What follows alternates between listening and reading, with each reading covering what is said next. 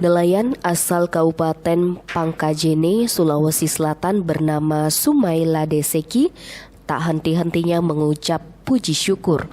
Pasalnya setelah 15 hari terombang-ambing di tengah laut tanpa makan, akhirnya dia terhempas di rumpon milik nelayan Tulamben, Kecamatan Kubu, Karangasem. Hal itu terjadi akibat as mesin perahu yang dikemudikannya patah.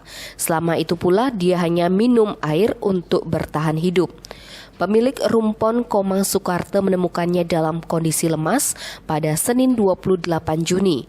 Komandan Kapal Polisi Satpol Airut Polres Karangasem Aibda Igede Nuade mengatakan, untuk sementara nelayan tersebut tinggal di rumah Winate yang menjabat sebagai klien Banjar Batu Dawan Klot, Desa Tulamben.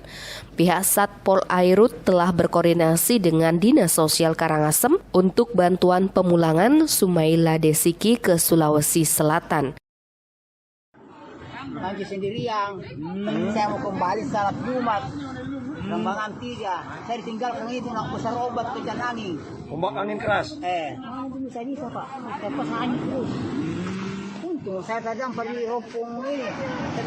Terdapat di rumponnya itu, di rumponnya ya. Oh, diikat di sana, sampahnya diikat. Nah, Diikat pas saya bagai pergi mancing, bagian saya istirahat dulu. Habis nasi Pak, habis beras, habis rokok, habis kopi, tidak ada sekali-kali. berapa hari di laut? 15 hari. Tim Bali Express melaporkan.